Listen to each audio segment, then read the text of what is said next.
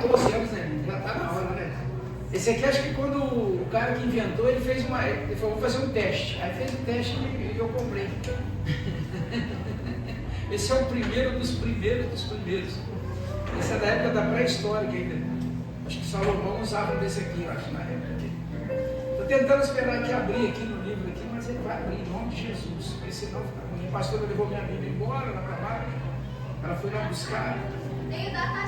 Ela pegou emprestado. Vamos contar do ar, por favor. Tem que abrir, cara. Preciso dele aberto, está tudo aqui. Olha só Deus pela graça. Está vendo? Está travadão. Meu Deus. Essa palavra tem certeza, Deus quer falar com alguém. Nada é por acaso. Abre em nome de Jesus. Abre, meu filho. Vamos trabalhar. Enquanto ele não abre, vamos ler. Ué. Em nome de Jesus. Aleluia. Vou até chupar na coisa dessa aqui. Deus abençoe. Receba o galardão de profeta. Amém. Amém. Toma posse. A Bíblia que fala isso, tá? A Bíblia que fala isso, é aquele que desce um copo de água fria aos pequeninos que forem enviados em meu nome, receberão o galardão de profeta. É Deus que falou. Isaías 61, verso 1, diz o quê? Alô, PD? Ah, isso aí. O Espírito do Senhor está sobre mim. Fala com autoridade, irmãos. O Espírito do Senhor está sobre mim. Porque o Senhor me ungiu para pregar o quê? As boas novas. Aos pobres quebrantados enviou-me a curar. E os quebrantados de coração a proclamar o quê? Libertação aos cativos. E pôs em mim também em liberdade, o que diz aqui? E pôs em liberdade os algemados, os presos, os cativos. E apregoar o ano aceitável do Senhor. E o dia, qual dia? Dia da vingança do nosso Deus. Olha o texto. A consolar todos aqueles que choram. Volta mais o isso. E pôs também sobre e a pôs sobre os que em Sião estão de luto uma coroa em vez de quê? De cinza. Um óleo de quê? De alegria. Em vez de quê, irmãos? Em vez de pranto, vestes de louvor, em vez de angustiado, a fim de que se chamem carvalho de justiça, plantados pelo Senhor, para a sua glória. Presta atenção. Edificarão os lugares antigamente assolados, restaurarão os de antes destruídos, renovarão as cidades arruinadas e destruídas de geração em geração. Estranhos se apresentarão e apacentarão os vossos rebanhos. Estrangeiros serão os vossos lavradores e os vossos vinhateiros. De novo. Mas vós sereis chamados, o que, irmãos? Sacerdócio de quem? Do Senhor. Vos chamarão de quem? Ministro do nosso Deus. Aí qual a recompensa? Comereis as riquezas das nações, e na sua glória vos gloriareis. E em lugar da vossa vergonha, tereis o quê? Quem está tomando posse dessas promessas? Ou você só está lendo? Porque a Bíblia nos diz que um dia Jesus foi interrogado por um doutor da lei. E esse doutor da lei questionou Jesus sobre a lei, querendo pegar Jesus. Porque Jesus ele declara. E não só declara como ele é. Ele fala: eu sou o rei de Israel. Eu sou o rei de Israel. Eu sou o filho de Deus. O meu pai me enviou. O texto começa a fazer referência a Jesus e se estende a nós. Eu não sei se você prestou atenção nessa mudança, nessa transferência de unção. Começa fazendo referência a Jesus. O Espírito do Senhor está sobre mim, Ele me ungiu. E aí Jesus foi ungido para quê? Foi ungido para botar em liberdade os que estavam cativos, para curar os enfermos, para dar liberdade às pessoas, dar vista aos cegos e trazer libertação em todas as áreas da vida. E aí ele fala assim, aí agora é Jesus dizendo, vos chamei a sacerdócio do Senhor. E aí ele transfere para mim, para você, depois da morte na cruz, depois que ele subiu os céus, essa é a responsabilidade dessa promessa. Aonde diz, agora vocês serão plantação minha, eu plantei vocês me pertencem.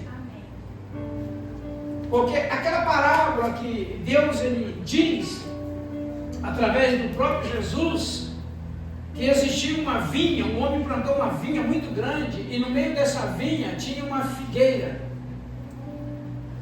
E esse dono dessa vinha, ele vinha todos os anos buscar fruto nessa figueira.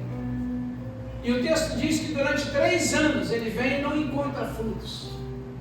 E aí ele dá uma ordem para os seus funcionários que cuidavam da vinha, para que cortasse aquela árvore e jogasse no fogo e queimasse. E ele declara, porque ela está ocupando um lugar inutilmente. O dono da vinha é Deus. A vinha representa a igreja. Guarda bem isso na sua mente. Aqueles que fizeram teologia sabem o que eu estou falando. A vinha representa a igreja. Nós somos a vinha do Senhor, somos uvas, cachos de uvas do Senhor. E aquela figueira brava, aquela figueira que está ali no meio, plantada no meio da vinha, presta atenção nisso. O que está plantado no meio da vinha são os gentios. São aqueles que não tinham direito à salvação. Melhor dizendo, trazendo assim um pouco mais atrás, antes de chegar na gente, a vinha é Israel, é o povo escolhido, o povo salvo. E aquela figueira brava é os gentios, que somos nós, que não tínhamos direito à salvação. Que Deus coloca no meio da vinha, Ele faz com que eles também se tornem agora, por graça e misericórdia, judeus. Descendentes de judeus, nós somos descendentes. E legitimado por Cristo na cruz, o sangue dele entrou em nós. Alô? Você agora tem um sangue de judeu. E não é um judeu comum, você tem o sangue do judeu Jesus. Não, pastor, você tem o sangue de judeu Jesus. Quem é que toma a ceia? E quem toma ela consciente de que é o corpo de Cristo e o sangue de Cristo. Então você tem, sim ou não? Então aquela figueira brava representa os gentios que não tinham direito de salvação, foi plantada ali. E para quê? Para que produzisse. Aí o texto diz para a gente que o dono da vinha, que é Deus, ele vinha naquela figueira todos os anos buscar fruto. E não tinha fruto. Qual é o fruto que aquela figueira dá? Nenhum. Qual a ordem dele? Corte e lance no fogo. Porque há 3 anos eu venho buscar frutos e não encontro frutos. Por isso deve ser cortado, porque está ocupando o lugar inutilmente. Essa parábola é muito rica, eu gostaria de ficar nela aqui uns 15 dias. Porque ela é muito rica, irmão. Se eu pegar teologicamente, trouxer tudo, vai explicar sobre a desde a folha da figueira, das raízes da figueira. Primeiro, ela estava plantada no meio de quê? Vinha. E se você não sabe, presta atenção, se você não sabe, a videira, assim como a oliveira, ela tem um poder de cura nas suas raízes. E o lugar diz que era muita vinha, era uma vinha gigantesca, uma plantação de uva gigantesca. O solo estava tomado de raiz de vinha. E aí o texto diz que a figueira foi plantada no meio, não foi na beirada, não foi no início nem no final, foi no meio. Deus estava sinalizando o seguinte: não tem como você não ser influenciado pelos meus princípios. Não tem como você escapar. Onde você estiver fincado, os meus princípios em volta, você vai estar enraizado nos princípios e qualquer doença ele vai ser curada. Porque aquela videira, ela libera através da raiz a cura, assim como a figueira, assim como a oliveira. Por isso que o texto diz que ele vinha buscar fruto e quis fruto. E por que ele ficou com tanta ira ao ponto de cortar a árvore? Porque ele deixou claro, eu venho buscar todos os anos e não encontro, e ela está ocupando inutilmente. O que ele está dizendo com essa palavra inutilmente? Porque ele investiu 3 anos. E um plantador de vinha, quando decide plantar uma figueira, ele sabe o que está fazendo. Ele sabe que aquele ambiente ali não é para figueira. E ele sabe que aquela figueira ela vai precisar de tratamento especial, totalmente diferente da vinha. Mas a figueira já está tendo um tratamento, está tendo um tratamento de videira, através das raízes, ela está trazendo cura, mas não só cura, ele está dizendo, mas eu enxerguei ali, eu coloquei o todo necessário para que produzisse, mas ela não produz. Ele está preocupado? Não, ele está chateado porque não produz, ele fez a parte dele. A ordem arranca e joga no fogo, porque está inutilmente. Aí você percebe que Jesus ele vai fazer uma parábola explicando o que é ser inútil. Jesus ele chama os discípulos e conta uma historinha para os discípulos, dizendo o seguinte: um homem tinha uma horta, uma roça, e ele tinha um funcionário que trabalhava nessa roça. E esse funcionário trabalhou a parte da manhã inteira. E o dono dessa roça, ele está trazendo a memória deles, ele manda chamar esse funcionário. O funcionário vem. E ele diz para esse funcionário que chegou do campo, do trabalho, vinhateiro, chegou da vinha. E diz para esse funcionário assim: vai lá, tome um banho, troque de roupa, perfume-se, faça um almoço caprichado, venha, sirva a mesa e me sirva. Não só coloque sobre a mesa, mas coloque no meu prato e me sirva. E depois que eu estiver sido servido por você, tiver comido da comida que você fizer para mim, e tiver me fartado, tiver satisfeito, aí você pode comer. Olha que história, olha que historinha que Jesus está contando ali, com um tom assim de pesado, ao olhar a postura do dono, do patrão desse rapaz. O rapaz estava trabalhando a manhã inteira. Ele manda chamar o rapaz se apresenta e fala: vai lá tomar um banho, troca de roupa, se perfume, faça a minha comida, coloque na mesa e me sirva. E depois que eu comer e me fartar, você que sempre me coma. Essa é a história que Jesus, essa é a parábola que Jesus está contando para os seus discípulos, devido a um questionamento, um zum que ele ouviu entre eles. Porque eles tinham chegado de uma comissão, eles foram enviados para fazer uma grande obra, e vieram dessa comissão todos cheios de si. Aí Jesus vai e conta essa história, e aí os discípulos não entendendo nada, talvez chateado, talvez aborrecido, indignado com o dono da vinha, porque com o patrão, porque o rapaz estava trabalhando. E aí Jesus conta para ele assim: você acha que esse rapaz que obedeceu a ordem do seu patrão, ele merece receber um muito obrigado? Aí os discípulos disseram: claro que sim. Mas Jesus falou assim: não. Oh, mas por que, Jesus? Porque ele não fez mais do que a obrigação dele. Quem era o patrão? Quem era o patrão, irmãos? Fala assim: o fazendeiro, o agricultor. Quem era o funcionário? Quem era o funcionário? Fala assim: o cozinheiro, o lavrador. E ele fez cozinheiro. Olha a responsabilidade. Aí Jesus falou assim para ele assim: ele não merece muito obrigado, porque ele não fez mais do que a obrigação dele. Olha o peso da palavra. Jesus falou assim: assim seja vós, quando fizerem tudo que foi mandado, vocês não vão passar de inúteis. Olha que pesada a palavra pregada por Jesus. Assim são todos vós que fizeram tudo depois que foi mandado.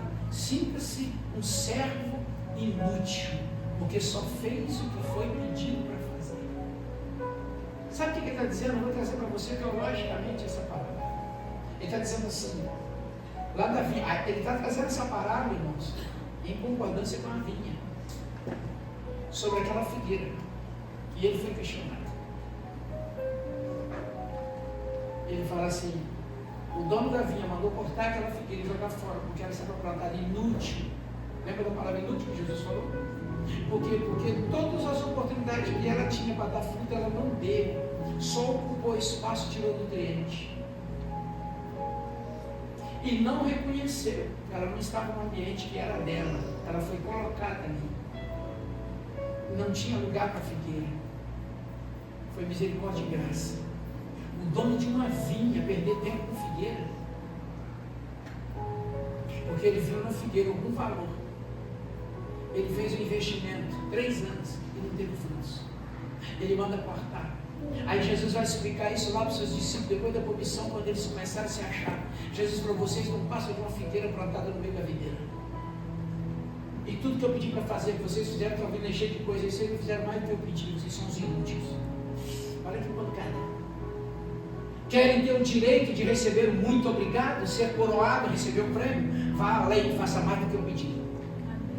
E esse contexto ele diz: quando vocês decidirem obedecer a minha voz, seguir a instrução, vocês farão maiores obras do que eu já fiz. Aí vocês são mais do que íntimos. Mas enquanto eu e você nos limitamos em dar resultado naquilo que foi pedido, não temos glória, não temos mérito, nem merecemos, não passamos de inúteis. Isso segundo os olhares de Jesus e segundo os padrões do próprio Deus Criador da terra. Por que eu estou contando isso tudo? Para a gente entender o texto de Isaías. Porque o texto de Isaías é texto profético. O livro de Isaías é um livro profético. Ele começa dizendo sobre Jesus. Ele fala: o Espírito do Senhor está sobre mim e me ungiu. Jesus é o ungido do Senhor. Ele desce nessa terra e recebe o Espírito Santo para cumprir um propósito. Cumpriu ou não cumpriu, irmãos? E quem que deu essa capacidade? O Espírito Santo pode. Olha na Escritura. 3 anos e meio sendo treinado na terra. 3 anos e meio Jesus mostrando para Deus: sou capaz, sou capaz. Quando chega a maior idade, batismo nas águas do Jordão. Saiu do batismo, o Espírito Santo unge. Agora está qualificado. Não. Você foi ungido. Vem comigo, passar pelo deserto 40 dias. No deserto 40 dias, Jesus foi provado depois de receber a unção. Ele não foi provado antes da unção. Foi provado depois da unção. Ninguém aqui é provado sem unção, porque senão é derrotado. Se você passou pela prova, está sentado aqui porque você já tinha unção do Espírito Santo. Deus já te ungiu no ventre da tua mãe antes que você nascesse. Amém. Aleluia. Ele está no deserto sendo tentado.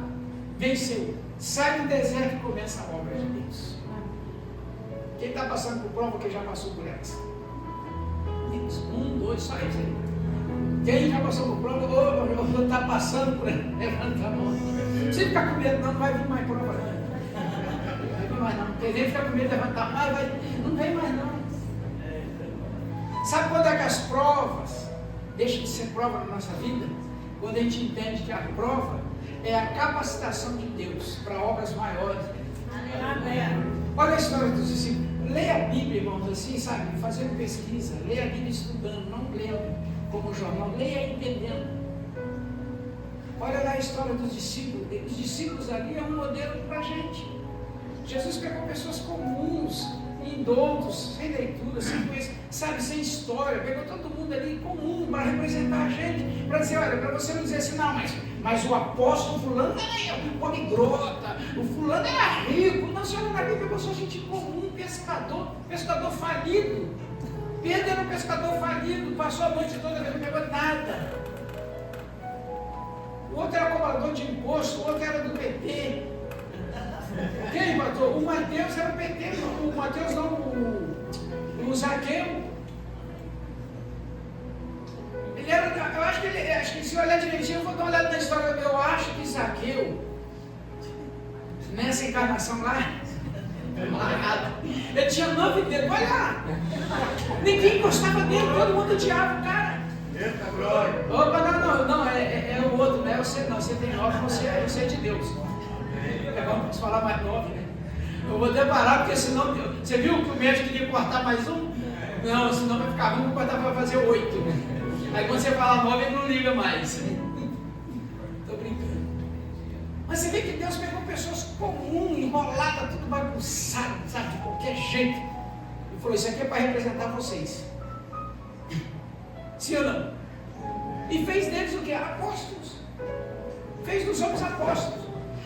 Pega a história deles desde o início, você vai ver que vai tendo um crescimento. À medida que eles desenvolviam, a prova aumentava. Desenvolvia, a prova aumentava. Desenvolvia, a prova aumentava. E quando a prova não aumentava, Deus fazia aumentar. Não sei se você já leu, claro que você já deve ter lido, você vai trazer a memória agora, aquela passagem que Jesus chega a multiplicar os pães e alimenta 5.000 pessoas, 5.000 mulheres fora homens,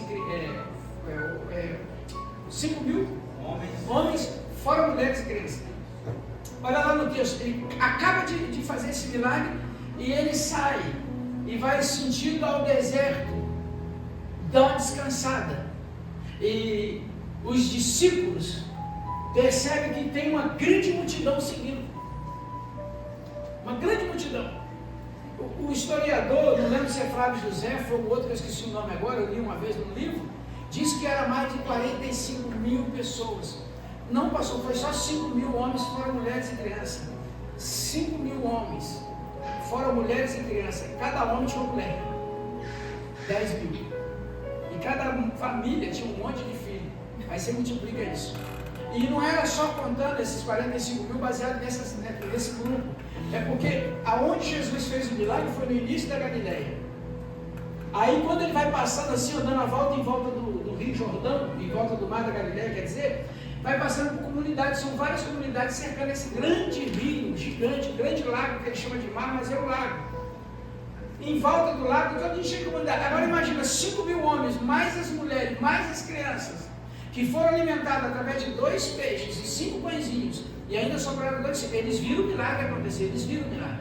Imagina aquela multidão passando na cidade, 5.000 homens, fora as mulheres, imagina assim, uma mulher para cada homem já vai dar 10.000 pessoas, bota uma criança só, 15.000 pessoas. Passando num vilarejo, amado, que no máximo que comporta cada vilarejo daquele, naquela época de Jesus era 50, 60 pessoas, 30, 40 famílias. Aí imagina passar uma multidão de 15.000 pessoas. Vai despertar a curiosidade, o que está acontecendo? Não, é porque ele multiplicou 2 peixes e 5 pãezinhos, isso tudo que comeu ainda sobrou 12 cestos. E nós comemos muito satisfeitos. Ah, não, quem é esse? Ele foi para lá, a gente está indo atrás dele. Aí então eu vou também, vem mãe, vem pai, vem irmãos, vem criança. E foi juntando cada comunidade, aquela multidão, e foram atrás. Aí Jesus chega num lugar, lá em João capítulo 6, depois vocês leem em casa. Jesus chega na caverna, está lá na caverna, no deserto, com os seus discípulos. E ali não eram os 12, tá, irmãos? Eles estavam no processo. Jesus estava peneirando, ele tinha 70 discípulos, fora os seguidores, que eram 600, fora essa multidão. Quando chega nessa caverna, Jesus senta e está ali instruindo os seus discípulos e seguidores. De repente, um do meio chega, Senhor, posso interromper aí? Fala.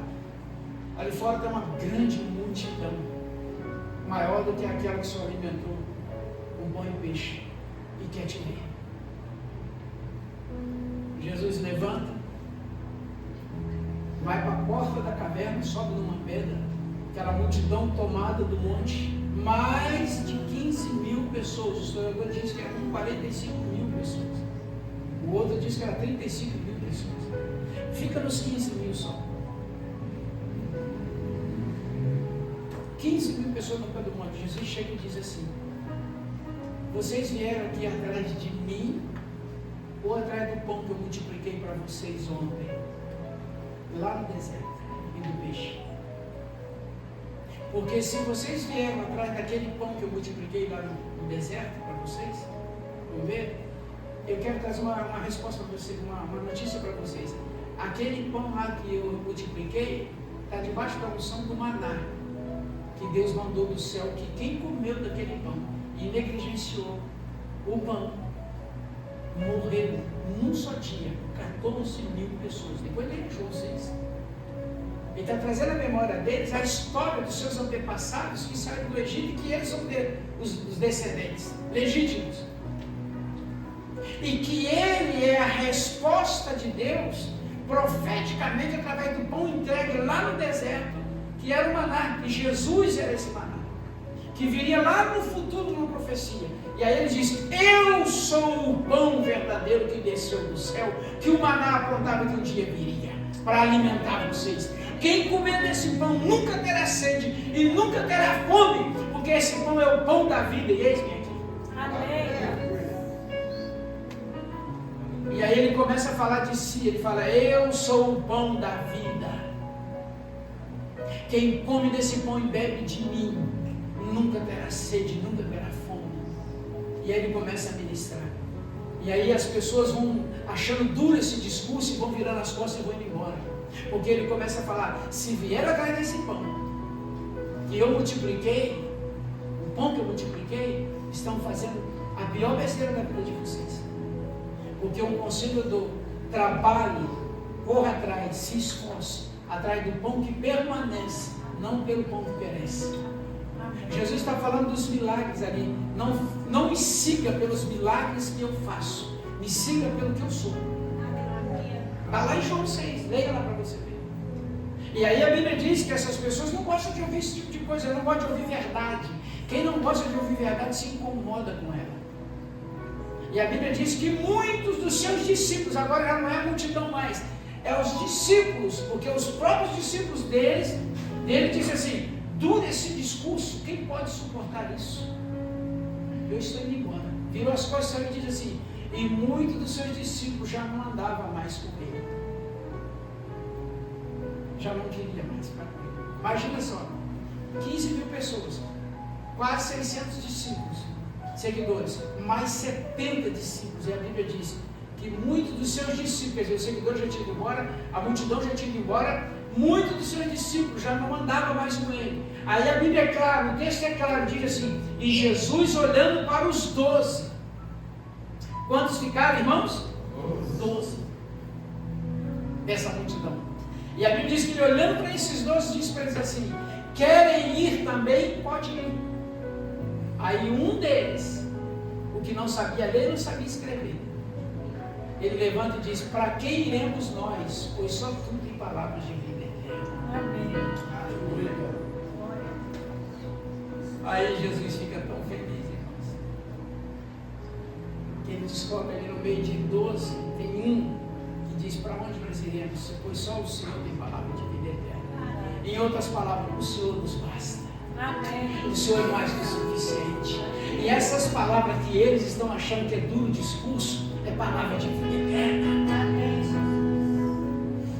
Nós não viemos e seguimos o Senhor pelo pão que perece, mas pelo pão que permanece. Nós estamos com o Senhor pelo pão que permanece. Nós somos seguidores do Senhor. E assim começa a história.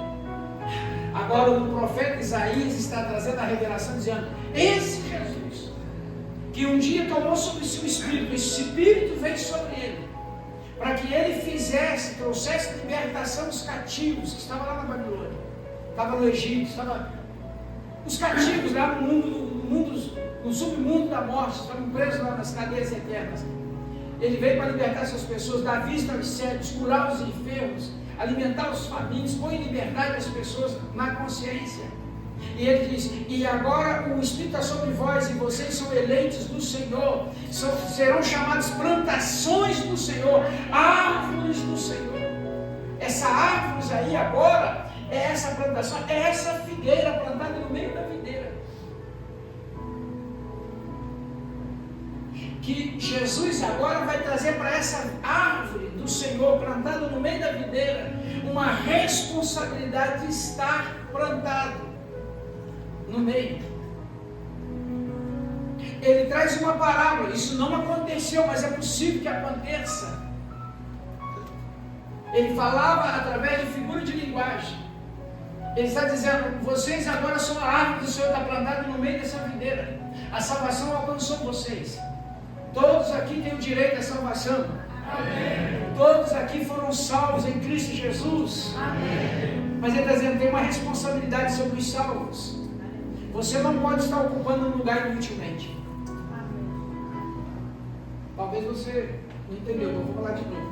Você não pode ocupar um lugar inutilmente. Amém. Fala para a pessoa que está perto de você: você não pode ficar ocupando esse lugar inutilmente. Porque o machado está posto na raiz. E ele tem a pá e a vassoura. Se você ler o Evangelho, é isso que ele está dizendo. Jesus traz uma responsabilidade para mim e para você, que aceitou o Evangelho de Cristo. Aceitou o Evangelho de Cristo. O que é o Evangelho? Não é a Bíblia. O Evangelho é as boas notícias. Evangelho é o que a Bíblia contém, não é a Bíblia. Porque todo mundo fala, eu tenho a Bíblia. Aí Jesus falou assim, aquele que tem as minhas palavras e pratica, esses são os meus. E eu e meu Pai viremos e habitaremos nele. Eu só tenho ele, eu só tenho o Pai, quando eu, não é porque eu tenha a Bíblia, porque todo mundo tem, mas quando eu pratico o que está aqui. E a principal mensagem da Bíblia, depois da santificação, mas vem antes da santificação, a mensagem da Bíblia diz que quando você é salvo, é para salvar. Posso ouvir um amém? Amém? Por quê? Porque o processo de cura é para curar, o processo de libertação é para libertar, o processo de visão é para você ampliar os olhos dos outros. Por isso Jesus está dizendo, o profeta está dizendo ali, o profeta messiânico está dizendo, o Espírito vem sobre mim, eu coloquei liberdade para vocês, e agora vocês são plantação do Senhor, árvores de justiça, plantados pelo Senhor, sacerdócios, posso ouvir um amém? Amém. Eleitos. E aí vem a promessa, quando você assume a sua identidade em Cristo, você vai comer as riquezas das nações, vai comer os benefícios das nações. O que ele está dizendo? Você será alimentado por mim. Quando ele faz essa promessa, quando ele diz essa promessa, está no mesmo livro de Isaías capítulo 1. Quando ele faz a promessa para Israel, dizendo, se vocês atentamente ouvirem a minha voz, e praticar a minha voz, andar nos meus caminhos, comerás dos melhores da nação. Está escrito lá. Ele faz a promessa para Israel, agora essa promessa é nossa. Ele diz, vocês serão alimentados pelas riquezas das nações. Existe uma prosperidade em Deus para cada um de nós, irmãos. E o que é essa prosperidade? Deus está dizendo assim, tudo que o mundo acha que tem direito, pertence a vocês. Porque são filhos. E aí Jesus ele vai dizer numa outra passagem aí mesmo, ele vai dizer assim, qual é o pai que o filho tendo fome e pede ao pai um pão, o pai dá uma pedra para ele comer? Qual é o pai que o filho tendo fome, que tem vontade de comer um ovo e pede um ovo para o pai dá uma serpente para ele? Porque se vós, olha o que Jesus diz, não sou eu, tá irmão, fica com a Jesus, ele fala assim, porque se vós sendo maus, sabei dar boas coisas para os vossos filhos, quanto mais o meu Pai Celestial não saberia dar a vocês o que o Espírito Santo quer que vocês tenham. Amém. O que Jesus está dizendo isso aí? O que é pão e pedra? O que Satanás ofereceu para Jesus. E o que é ovo e serpente? O que Isaías diz no capítulo 59, que ele diz, nesse capítulo aí, ele traz a revelação de quem era.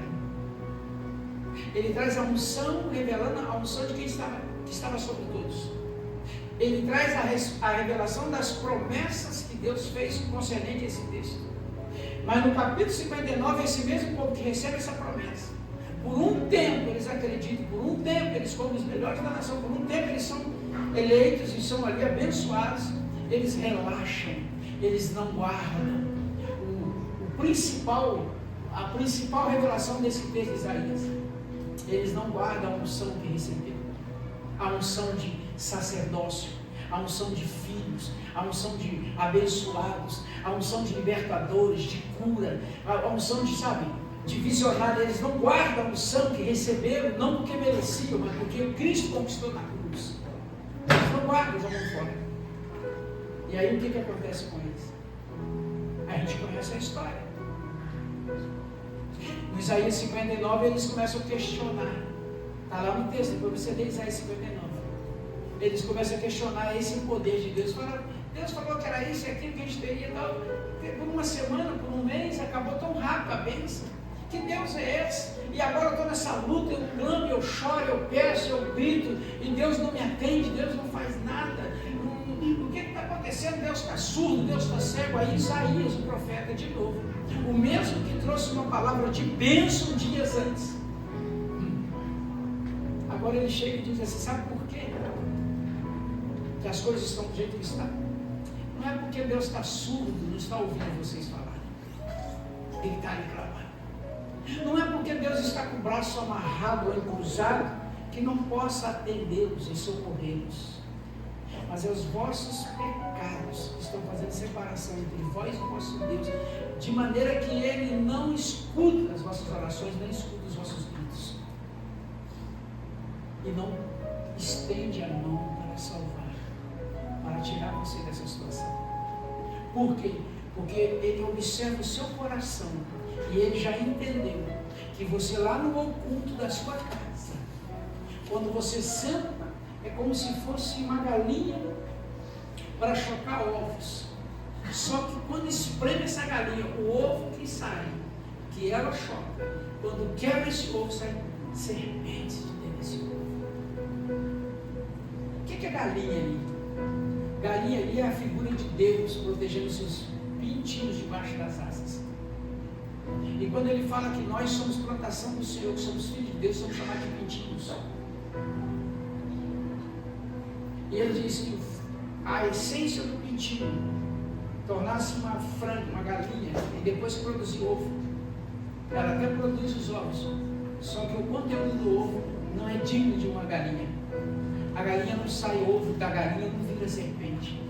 Sabe o que é isso? O fora aparece, mas a essência está corrompida pela serpente. Isso é muito forte, mas as revelações do livro de Isaías, não só da Isaías, da Bíblia, é muito forte quando você busca a essência dela. A revelação, o que quer dizer o texto? Por que ele conta essas parábolas? E ele diz que quem tem entendimento, ao ler, vai entender. Não é para todos, mas quem tem entendimento entende.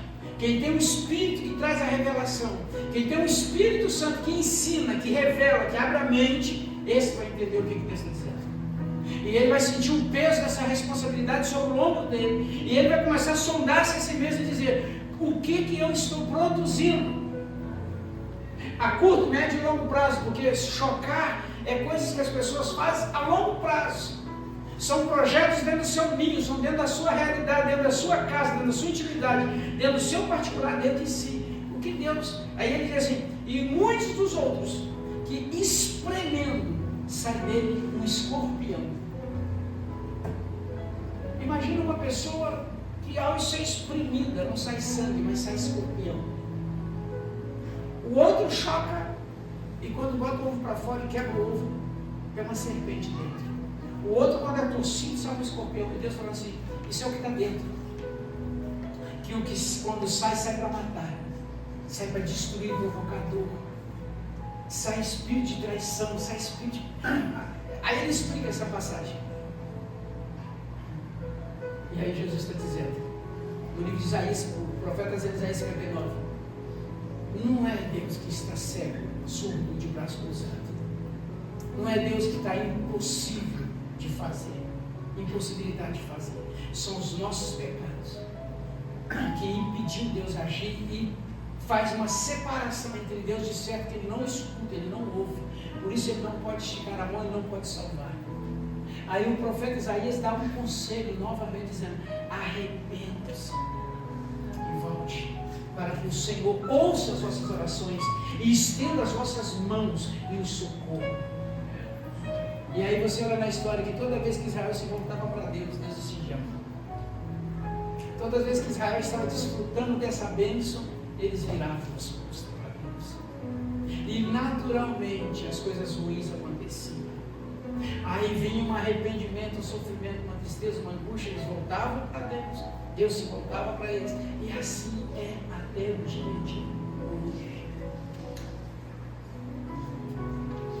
O profeta Isaías está dizendo que nós somos o que, irmãos? Árvore de quem? Travou mesmo, não vai deixar eu pregar aqui, porque tem aqui. Meu Deus, tem misericórdia, Pai. O Senhor é bom. A gente tem uma interna só misericórdia. Mas abriu em outro. Gênesis capítulo 6. Abriu. Guarda bem, você está ungido. Nós fomos ungidos, sim ou não, irmãos? Jesus foi, recebeu e transferiu. Sim ou não? Você crê nisso? De fato, você crê? Hein? Quem crê, tá e faz aí alguma coisa assim para dizer assim, eu creio.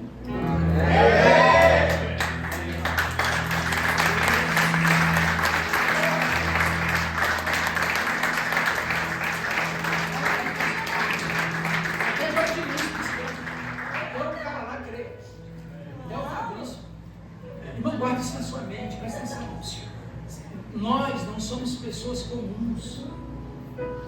Você não é igual ao mundo. Você não é igual às pessoas que estão lá fora sem Cristo, não. A Bíblia diz que todos quantos creram em Cristo Jesus, Ele lhe deu o poder de serem chamados filhos de Deus. Aleluia. E todos quantos foram batizados em Cristo, têm a promessa de Abraão sobre a vida dele, que passa a ser co-herdeiro de Cristo. Todas as promessas. É um processo. Aí ele diz aqui, no livro de Gênesis, no capítulo 6, verso 5, diz assim: o Senhor viu que a maldade das pessoas havia se multiplicado na terra, e que todo o desígnio do coração daquelas pessoas eram continuamente mal. No verso 6, então o Senhor ficou muito triste por haver feito o ser humano na terra, e isso lhe pesou o coração. O Senhor disse: eu farei desaparecer da face da terra o ser humano que eu criei. Eu destruirei não apenas as pessoas, mas também os animais, os seres que rastejam e as aves do céu, porque eu estou triste por havê-los feito. Verso 8, o que diz o texto, irmãos? Vamos lá ler? O que Deus acha na vida de Noé? O que Noé acha debaixo dos olhos de Deus? Como estava a terra naquele momento? Como estavam as pessoas da terra naquele momento, irmãos? Parecido com os dias de hoje, sim ou não? Será que Deus, ao olhar para essa terra hoje, Ele poderia falar a mesma coisa que está aí? Porque diz que a cada dia que passava, o povo se tornava cada dia pior. O desígnio do coração deles era mau. O ser humano está ruim? Sim ou não? Sim. O ser humano não é o mais da pessoa. Olha para a pessoa do seu lado aqui. Olha para ela. Olha para ela. Olha para a pessoa. Fala assim: você não é mais o mesmo.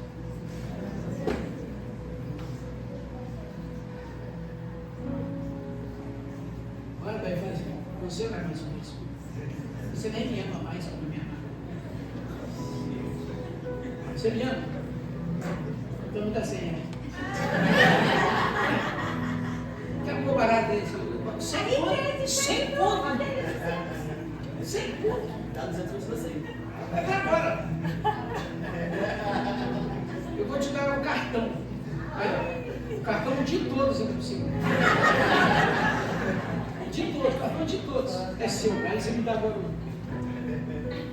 Você só vai quebrar o gelo. Porque o que vem agora vai doer. Quando Deus olha para mim e para você, para a nossa atitude, Ele acha graça ou Ele fica triste?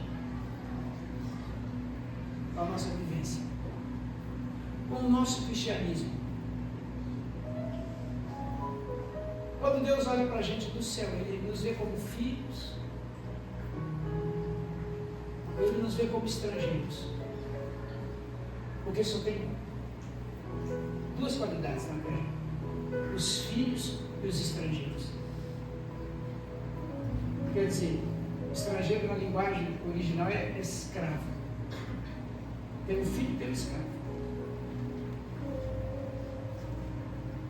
Pastor, eu sou filho. Quem é filho? Quem é filho? Daqui a pouco a gente volta lá. No verso 8 diz assim: porém, Noé encontrou favor aos olhos do Senhor. No verso 9: são estas as gerações de Noé. Olha as gerações de Noé. Noé era homem, o que, irmãos? Justo íntegro entre os seus contemporâneos. E Noé andava com quem? Com quem que ele andava? O que faz de uma pessoa achar graça aos olhos de Deus? Primeiro, uma vida de justo. Depois, uma vida íntegra. Uma vida que faça diferença no ambiente que ele mora. O mundo pode estar do jeito que está. As pessoas podem cada dia pior, mas nós temos que estar todo dia, cada dia melhor. Todo dia a gente tem que estar crescendo, melhorando. Até nos tornarmos varões perfeitos à imagem de Cristo. Amém? Amém. Você tem melhorado? Hã? Sim ou não? Como está seu coração em relação aos inimigos? Hã? Vou até pular essa parte. Vamos para o versículo 13. No verso 13. Então Deus disse a Noé: eu resolvi acabar com todos os seres humanos, porque a terra está cheia de violência, e por causa deles, eis que eu os destruirei juntamente com a terra. Faça uma arca de tábuas de cipreste, e nela você fará do comprimento e revestirá com betume por dentro e por fora. Verso 15. Deste modo você fará, e o seu comprimento será de 130 metros a largura, e de 22 metros a altura, e 13 metros faça ela uma cobertura. No versículo, isso é. Aí diz assim: deixando entre ela a arca uma abertura no meio de meio metro, pequenininha abertura, e coloque uma porta lateral e faça de 3 andares de altura, um embaixo e o segundo, e depois faça o terceiro andar. Presta atenção, agora Deus traz uma revelação para Noé. Ele diz: eu vou destruir a terra e vou pedir você que faça uma arca grande. E essa arca tinha um propósito. Qual era o propósito dessa arca, irmãos? Hein? Era que salvasse todos os animais em dupla, em casal. Deus agora, ele olha para Noé e vê graça em Noé. E ele fala assim: eu vou destruir a terra e vou salvar você. Só que eu não vou colocar você numa terra sem nada. Eu vou colocar você numa terra e vou te dar de tudo um pouco. Mas esse pouco que eu vou te dar é o capaz de multiplicar-se. Multiplicar. Olha Deus pensando novamente com amor. No meio de uma geração perversa que a cada dia ficava pior. Deus fala: eu vou destruir tudo, mas vou poupar você. E eu não quero poupar só você, eu vou te dar uma vida em abundância. Não só para você, mas para toda a sua descendência. Porque eu vejo que você é um cara íntegro. Eu vejo que você é um cara justo. Eu vejo que você é um cara que prefere andar comigo. Tem alguém que prefere andar com Deus? Aí o texto diz que Noé fez tudo no capítulo 7. Agora diz assim, no capítulo 7, olha aí. E Noé fez tudo conforme o Senhor lhe havia ordenado. Noé tinha quantos anos, irmãos? No verso 6? 600 anos de idade quando as águas do dilúvio inundaram a terra. Quantos anos? Um velho, fazendo a obra que fez. No verso 7, por causa das águas do dilúvio, Noé entrou na arca, ele com seus filhos, a sua mulher e as mulheres de seus filhos. Olha só quantas eram.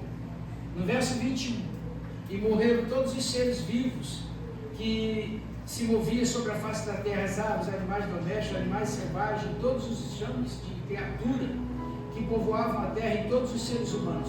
Tudo que havia em terra seca. 22. A cerca que tinha fôlego de vida nas suas narinas morreu. 23. Assim foram exterminados de todos os seres que havia sobre a face da terra. As pessoas e os animais, os seres que rastejavam, as aves do céu, foram extintos da terra. Ficou somente, quem, irmãos? Noé e os que com ele estavam onde? Qual é o melhor lugar para estar? No centro da vontade de Deus. A arca era o centro da vontade de Deus. De quem foi a ideia de construir uma arca? Quem teve a ideia de construir a arca? Deus. Hein? Deus. E quem construiu essa arca? Então o texto diz para a gente o quê? Que Deus pensa em nós, mas não pensa por nós. Noé podia ter ficado só com a revelação. poderia não ter feito nada. Ele poderia ter olhado o tamanho. Deus já deu o tamanho da arca. Falou, olha, eu quero 130 metros por 13, por 23. Eu quero desse jeito. E depois de pronto, eu quero ver tudo por dentro e por fora. E quero que você faça de 3 andares e faça divisões. Presta atenção nisso, irmãos. Uma obra naquela época, com a estrutura, abre na internet e coloca assim, a réplica da Arca de Noé nos Estados Unidos. Foram construídos na Flórida. Idêntico, o tamanho, as repartições, você vai ficar louco. Você vai falar assim, não é possível que um homem fez aquilo. E na época de Noé, não tinha motosserra, não tinha furadeira, não tinha martelo. Era tudo feito de pedra. Tanto o martelo como a faca, a foice era de pedra. Tudo feito de pedra. 120 anos para construir uma arca daquele tamanho. Porque não tinha ferramentas. E o detalhe, Deus pediu que ele construísse no alto do monte. Longe de rios. E numa época que não existia chuva. Não existia chuva na terra. A terra nunca tinha caído uma gota de chuva. A terra era molhada por orvalho. Era um sereno que vinha, tinha 1,5 metro de altura. Aquele sereno, o sol saía, o sereno derretia e molhava a terra, não existia chuva. Aí chega Noé e diz assim, olha, Deus mandou dizer que vai trazer uma chuva, que vai durar 40 dias. A pessoa, que chuva? O que é isso? É água que vai descer do céu. Ah, tá bem, Deus falou que vai abrir as comportas dos rios, vai abrir as fontes de água. Aí eles entenderam. E vai jorrar água. E vai encher toda a terra, o pico mais alto que existe na terra. E ele chamava Noé de louco. Chamava Noé de maluco. Aí estava Noé e a sua família envolvida nessa obra. Noé e quem? A família. Você já envolveu sua família na obra de Deus? Seus filhos estão na igreja? Estão envolvidos na obra? Você está envolvido na obra? Quem está envolvido na obra aqui? Quem tem os filhos envolvidos na obra? É um prazer, né? Não, fala a verdade. É bênção, né? Você tem um filho envolvido na obra. Está na arca. A Bíblia diz que Noé recebe a instrução de construir, mas quem constrói é Noé, e Deus salva a família. Porque ele decidiu. A Bíblia diz, lá em Hebreus, capítulo 11, diz assim, e Noé, pela fé, sabendo das coisas que iriam acontecer, ele construiu uma arca para salvar a sua família. Amém. A gente sabe que essa história de dilúvio não vai existir mais. O próprio Deus disse que não vai terminar a terra, mas tem água. E ainda colocou uma aliança, um arco-íris. E ele diz assim, na criação do arco-íris foi linda a promessa, que ele fala assim, todas as vezes, Noé, que ao terminar uma chuva, eu colocarei a minha aliança no céu, para que o homem se lembre que eu nunca mais, o meu espírito vai contender com ele. Porque ele tem a tendência, a palavra no original é essa, ele tem a tendência para o mal, desde o seu nascimento. Não é que está escrito lá que você lê, que o tradutor escreveu, não é que está escrito assim, o meu espírito não contenderá mais com o homem, porque ele é mau desde da sua concepção. A palavra lá, ele é mau, está errado. A palavra original, ele tem tendência para o mal. Porque Deus não cria o que é mal. Deus cria o que é bom e dá liberdade. E a gente faz da liberdade as tendências da vida. Agora, essa palavra que ele diz assim, o meu espírito não contenderá mais com o homem. Sabe o que é isso? O espírito não vai insistir mais. Lá no passado o espírito insistia. Ele insistia. E o que Jesus disse? Guarde isso na sua mente. O que Jesus disse? Quando eu chegar lá, eu vou enviar de lá o outro para ficar com você até a consumação dos séculos. Aleluia. Quem tem o Espírito Santo? Agora presta atenção numa página. O apóstolo Paulo fala assim, quem tem o Espírito Santo, zele para não entristecê-lo, porque ele pode se apagar. A palavra apagar é deixar de cumprir o propósito, porque o fogo ele tem um propósito. Qual é o propósito do fogo, irmão? Alô? Vocês estão entendendo, senhor? O culto está mais ensino do que pregação, né? Mas é importante, porque a palavra liberta. O fogo, qual é a função do fogo, irmãos? Qual é a função do fogo? Ele queima, faz comida, não faz? Esquenta a água, não é assim? Afugenta os inimigos, não é assim que funciona? Serve como arma. E quando o fogo deixa de queimar? Ele cumpre o propósito? Ele está ali em cima ou não? Ele está, mas está cumprindo o propósito? Você botar a mão no fogo que não queima? Jogar um fogo que não faz diferença nenhuma? O que Paulo está dizendo? Vai chegar um momento de você tanto entristecer o Espírito Santo, que você não será tocado mais por ele. Presta atenção, o apóstolo Paulo falou isso, cheio do Espírito Santo. E o que Jesus disse no Evangelho quando estava vivo? Na terra. Pecaram contra meu pai perdoou. Pecaram contra mim, e eu disse, perdoa porque não sabe o que fazer. Mas aquele que pecar contra o Espírito Santo não tem perdão mais.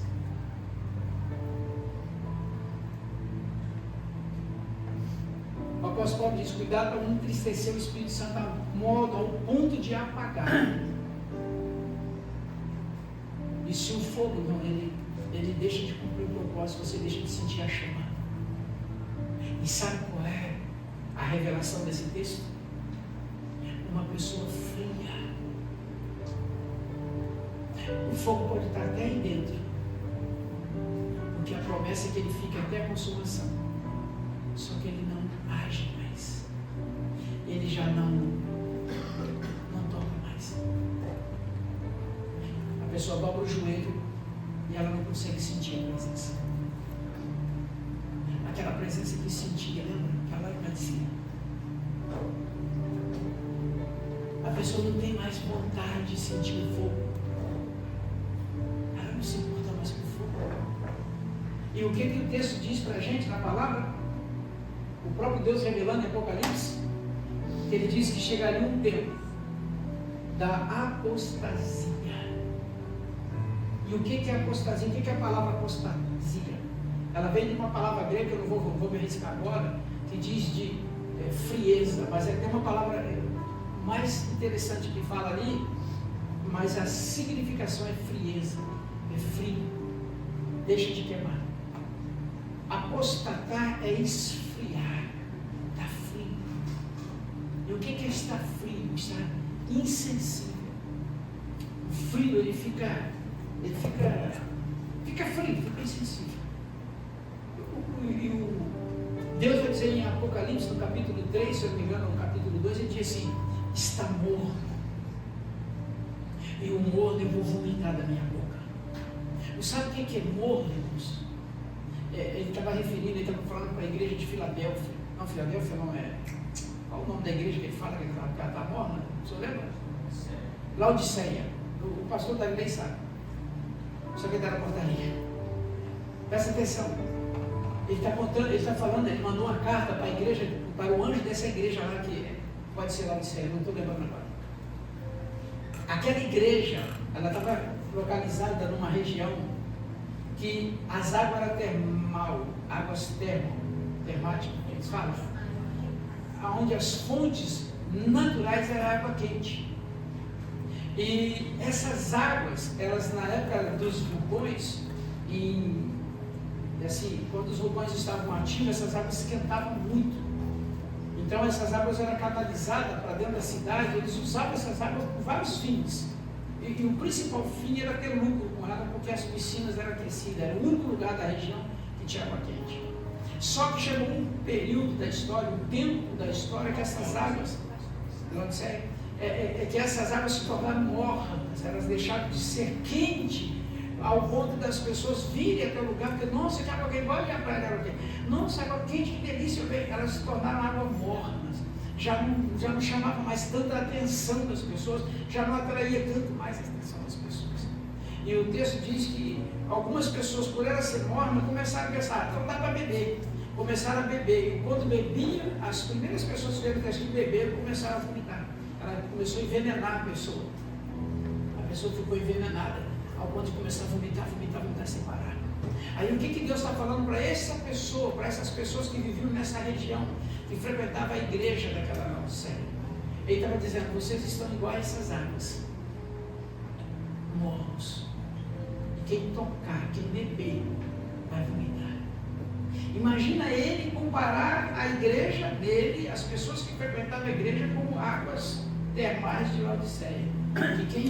Que ele falava assim, eu estou a ponto de vos vomitar, porque o que eu estou recebendo de vocês está me provocando nojo. Isso está em Apocalipse, lá no livro da Revelação. Aquelas igrejas existiram, todas elas, todas as 7, ali existiram. Hoje só tem escombros delas, só tem história delas lá. Agora, olha que coisa terrível ali, que está escrito no Apocalipse. Aquelas cartas, aquelas igrejas, são cartas proféticas. Não era só para aquela época. O texto de Apocalipse começa Deus falando na figura de Jesus, ali, o próprio Jesus dizendo para João, escreve, porque isso é lá para frente, mas está próximo, mas vai acontecer lá na frente, escreve isso aqui. Ele estava apontando para qual igreja, irmãos? A igreja do futuro. Todas as 7 cartas apontam para a igreja. Não é para Laodiceia, para Esmirna, para isso, para aquilo, não, porque só existe uma igreja do Senhor na terra, assim, não. Amém. Só que existe uma igreja só, a igreja de Jesus, amém? Amém. Não existe metodista, batista, assembleia, isso aqui botou foi a gente, mas todas elas são de quem? São de Cristo. Essa igreja de Jesus, que é a única igreja na terra, elas podem se tornar parecidas, semelhantes às 7 igrejas lá. Só que daquelas 7 igrejas tinha uma igreja que recebeu elogios dele, que era a igreja de Filadélfia. Pequenininha, ele disse, fraquinha, a fraquinha ali é sem poder de influência, pobre, literalmente sem poder financeiro, de pouca gente, está lá no texto, mas diz assim, mas incansável. Amém. Que com choro, está lá no texto, com choro e com tribulações, não nega a fé. Amém. Esmirna também, mas uma delas recebe uma repreensão. A única que não recebe é essa aí. Esmirna recebe, eles fazem algo, só que no final ele dá uma repreensão. A única que não tem repreensão é essa. Ele fala assim, fique firme no meu caminho, vá até o final, que eu serei com vós. Amém. Alguns de vocês receberão prisões que podem durar 10 dias, mas ser fiel até a morte se for necessário, ele daria a coroa da vida. Presta atenção nisso, é muito sério. Ele está dizendo para uma igreja, olha a revelação que ele está dizendo para ela, pequena, sem poder aquisitivo, sem poder de influência, pode sofrer cadeia injustamente, pode ser ameaçado de morte,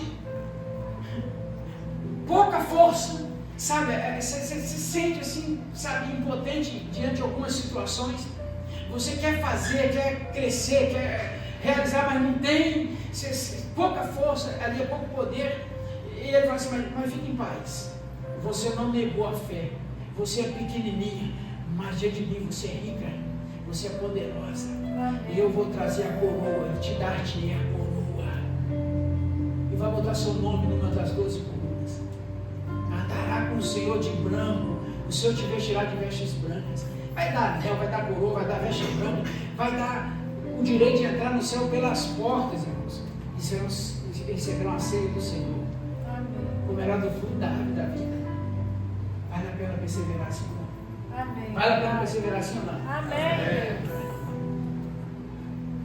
Apocalipse ele termina dizendo, lá no finalzinho, ele termina dizendo que os finais desses tempos serão sinalizados à volta dele. Será sinalizado à volta dele. Trará sinais. E esses sinais serão visíveis aos olhos. Presta atenção, os sinais serão visíveis aos olhos. Fique muito atento à natureza. Os últimos sinais da Bíblia agora, e nós vamos começar a viver, isso não vai demorar muito, é sinais no céu, no mar e na terra. E ele disse que os sinais que virá do céu será em sinais de luzes. O céu, as estrelas, a lua vai deixar de brilhar, vai deixar de dar luz, vai deixar de cumprir um propósito, vai se apagar, no sentido de quê? De dar uma visão para a gente, dar um sinal para a gente que o céu está em luto. Porque o dia do juízo do Senhor é o dia do maior luto que houve na história da humanidade. Joel diz isso na palavra, lá em Joel capítulo 2 e 3. Será o dia do Senhor, será dia de trevas, dia de luto, como nunca houve desde o início da humanidade. Na época de Noé, Deus destruiu a terra, matou todas as pessoas. Mas você acredita que na época de Noé tinha menos da metade do povo que existe hoje? Por que será o maior luto? Porque será a maior quantidade de pessoas que vão morrer.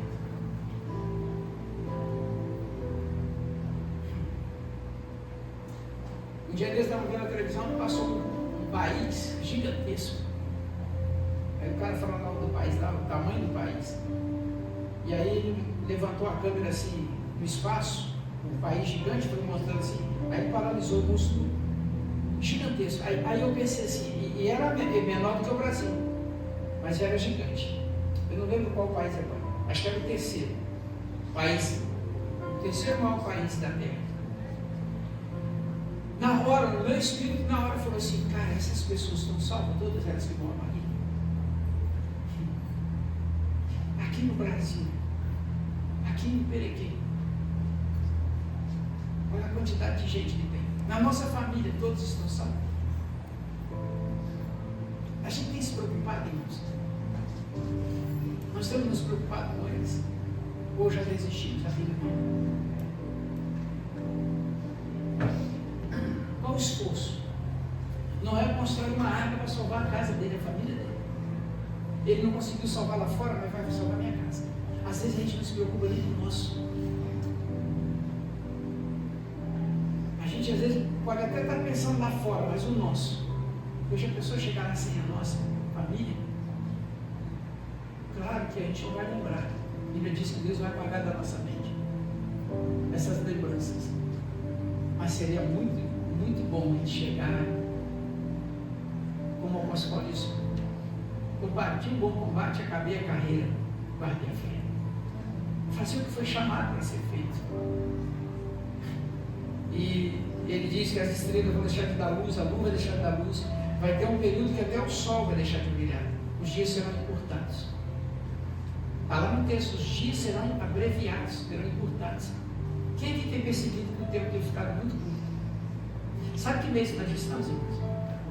Qual mês que entramos agora? Depois da manhã. Depois da manhã, não, amanhã. Nós vamos entrar no mês? Mês? Não foi ontem, no Natal?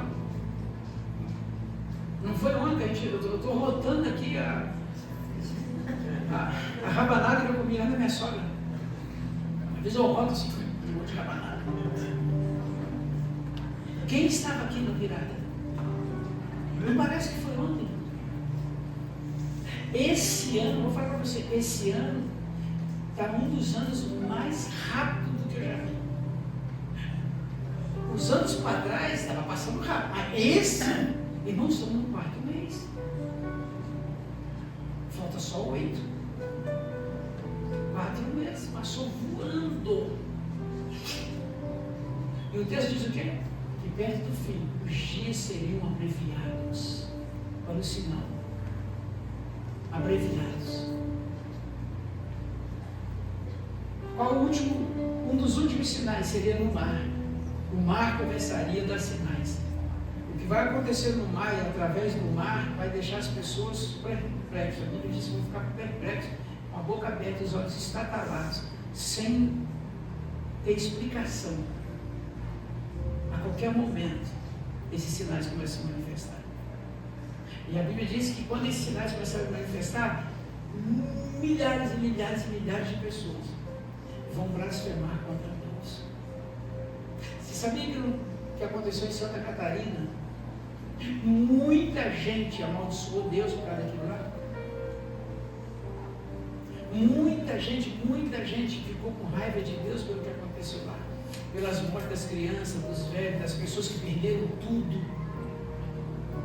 Ricos, pessoas empresárias, donos de patrimônio, que foi lavado, assim, levou tudo. Vocês assistiram, eu assisti. A gente ficou de boca aberta. Muita gente de lá e de volta blasfemou contra Deus. Minas Gerais, quando foi devastada, igual o Rio Grande do Sul, muitos ficaram com ódio de Deus. E tem que estar no texto lá de Apocalipse, que as pessoas vão blasfemar contra Deus quando essas coisas acontecerem. Mas sabe qual que o profeta Tiago deu para a gente o conselho? Não sejamos ignorantes como aqueles que não têm Deus. Porque a nossa pátria não é aqui. A nossa pátria é lá em cima. E enquanto estivéssemos aqui, usássemos disso aqui, sabiamente, com consciência e promovendo o reino de Deus.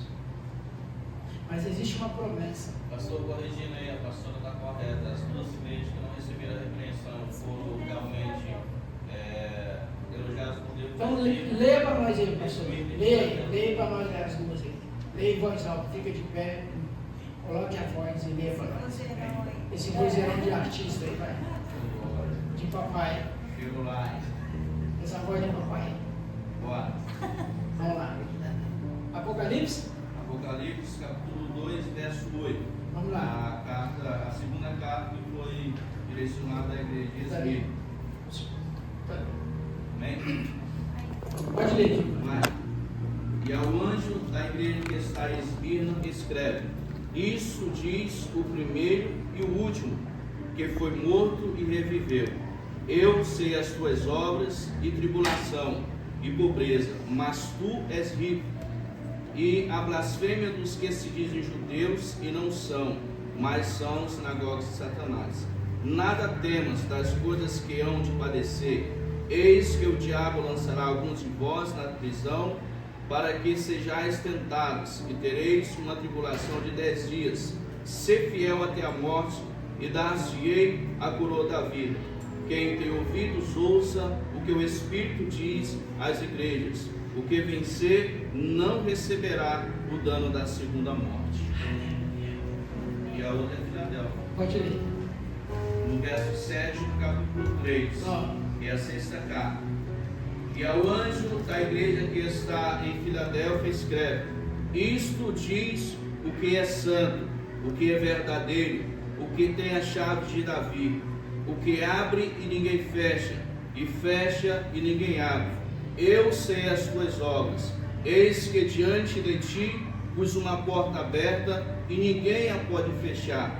Tenho pouca força, guardaste a minha palavra e não negaste o meu nome. Eis que eu farei aos da sinagoga de Satanás, aos que se dizem judeus e não são, mas mentem. Eis que eu farei que venham e adorem prostrados a teus pés, e saibam que eu te amo.